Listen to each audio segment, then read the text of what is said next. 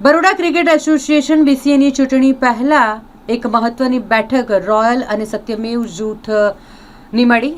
શહેરની સયાજી હોટલમાં આ બેઠકનું આયોજન કરવામાં આવ્યું હતું, જેમાં મતદારોને મતદાન કરતી વખતે શું ધ્યાનમાં રાખવું જોઈએ તેના વિશે માહિતી આપવામાં આવી. આ બેઠકમાં પ્રમુખ પદના ઉમેદવાર ડોક્ટર દર્શન બેંકર, સંજય પટેલ, જતીન વકીલ અને અનંત ઇન્દોલકર સહિતના લોકો ઉપસ્થિત રહ્યા હતા. આજે જે મીટિંગ હતી એ અમારા chartered accountant friends, doctors friends અને લોયર્સ ફ્રેન્ડ્સ જોડે હતી અને બેઝિકલી એ જ મુદ્દાઓ હતા અમારા કે બીસીએમાં જે પ્રકારનો ગેરવહીવટ ચાલી રહ્યો છે દરેક સ્તરે, ક્રિકેટને લગતો ગેરવહીવટ, એનું એકાઉન્ટ્સ અને એડમિનને લગતો ગેરવહીવટ અને સ્ટેડિયમની ગેરરીતિઓ, એના માટેનું અમે આખું એમને ચિત્ર બતાવ્યું કે ખરેખર શું ચાલી રહ્યું છે અને મેમ્બર્સને જે રીતે ટ્રીટ કરવામાં આવી રહ્યા છે આ એસોસિએશનમાં, એ ખરેખર દુઃખદાયક છે. Members are the custodian of the Baroda cricket association. એમને શું કામ બોક્સના પાસ લેવા જોઈએ? બોક્સવાળાએ મેમ્બર્સના પાસ આવીને લેવા જોઈએ. મેમ્બર્સ માટે એવી ફેસિલિટી હોવી જોઈએ કે લોકો એવું વિચારે કે ઓ આ મેમ્બર્સ માટેની ફેસિલિટી છે. તો અહીંયા આગળ તો મેમ્બર્સનું સ્ટેન્ડ જ એટલું ખરાબ છે. એમને જે પ્રકારનું ફૂડ આપવામાં આવે છે, એમને કોઈ પ્રકારની સર્વિસ નહીં. એમને ટિકિટો લેવી હોય તો લાઈનોમાં જઈને ઉભા રહેવું પડે અને 1000 રૂપિયાની ટિકિટ લેતા ઓનલાઈન ઘરે ટિકિટ આવે છે. તો કઈ પ્રકારનું તંત્ર ચલાવે છે મેમ્બર માટે? તો અમે મેમ્બર્સ માટે બહુ જ બધું કરવા માંગીએ છીએ. Members are our custodians and they are the owners in a way of the Baroda cricket association. આ એનજીઓ છે, આ કોઈની પેઢી નથી, આ એક ક્રિકેટરની માલિકીનું નથી.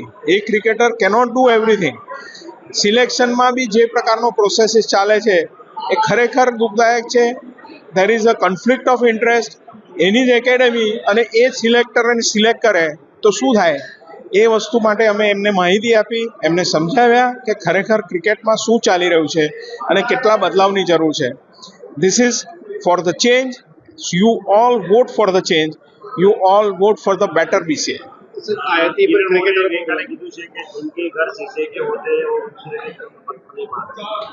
અમારું ઘર શીશાનું જ છે. અમે ટ્રાન્સપરન્ટ છે, બધું દેખાડીને કરીશું. પથરા મારવા હોય તો મારી જુઓ કે સર આ ચૂંટણી તમે કઈ નજરથી જુઓ? આ ચૂંટણી તમે કઈ નજરથી જુઓ? આ એક અમારા માટે એક નૈતિક મૂલ્યો, ટ્રાન્સપરન્સી લાવવાનું અને દરેક જણ ડેમોક્રેટિક વેમાં સારી રીતે આ એનજીઓ ચલાવે એના માટેનો. કેટલી ચેલેન્જ બહુ મોટી છે અમારા માટે. અમારી પાસે વોટર્સ ઓછા છે પણ અમે જીતી જવાના છે એ નક્કી છે. જીત નિશ્ચિત છે. પૂછો.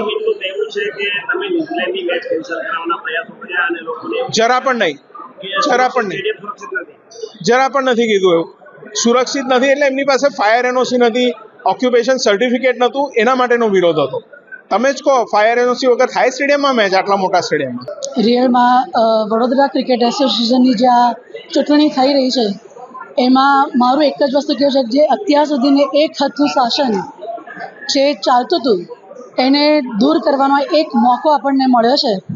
તો એનો આપ ઉપયોગ કરી અને પેનલ વોટિંગ કરી અને રોયલ અને સત્યમેવ ટીમને વિજય બનાવવા માટે આપ આગળ વધો. બીજું કે ખાસ મારે એવું કહેવું છે કે જ્યારે અમે ડોર ટુ ડોર કેમ્પેનિંગમાં જઈએ છીએ અને જે મેમ્બર્સની જે આપવીતી અમે સાંભળીએ છીએ, ફોર એક્ઝામ્પલ હમણાં હું એક નાની વસ્તુ કહું કે અમે બગીખાનામાં કોઈ એક ક્રિકેટરના ત્યાં ગયા હતા જે છોકરો ઘણા વખતથી બહુ સારી સુંદર ક્રિકેટ રમતો હતો અને એને કોઈક કારણોસર કોઈક એકેડમીમાં નહીં રમીને એને સસ્પેન્ડ કરવામાં આવ્યો અને એની કેરિયર ઝીરો કરવામાં આવી. તો એ માતા પિતાની આપવીતી સાંભળીને ખરેખર અમારી આંખમાં આંસુ બી આવી ગયા કે આટલું ગંદુ શાસન અહીંયા ચાલી રહ્યું છે.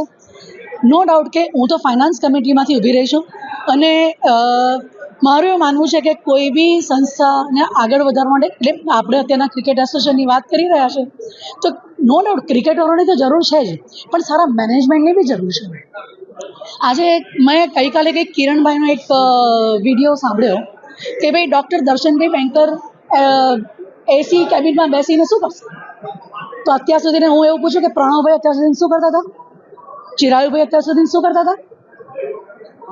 તો એક સારા એડમિનિસ્ટ્રેટિવની જરૂર છે, એડમિનિસ્ટ્રેશનની જરૂર છે અને મારી એક નમ્ર વિનંતી કે આ બધી જે મેમ્બર્સની પાસે જઈને ડોર ટુ ડોર અમે કેમ્પેનિંગ કરીને જે અમે લોકો બધાની વ્યથાઓ સાંભળીએ છીએ એના પરથી એવું મને લાગી રહ્યું છે કે પરિવર્તનની ખરેખર ખૂબ જરૂર છે અને હું આપ સબને બી રિક્વેસ્ટ કરું છું કે અમારી વાતો લોકો સુધીને આપ પહોંચાડો. આભાર. વડોદરામાં સારા ટેલેન્ટર છે તેઓનું પ્લેટફોર્મ નથી મળતું, તેઓ પણ ક્યાંક રમતથી દૂર રહે.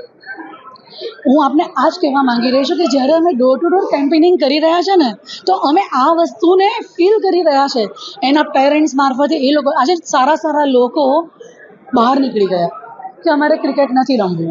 તો કેમ? કારણ કે અમને હેરાનગતિ કરવામાં આવી રહી છે. હવે આ બધી જે વસ્તુઓ છે તો શું એ એક જ વ્યક્તિની એકેડેમીમાંથી બહાર નીકળેલા વ્યક્તિઓ જ ક્રિકેટર બનશે?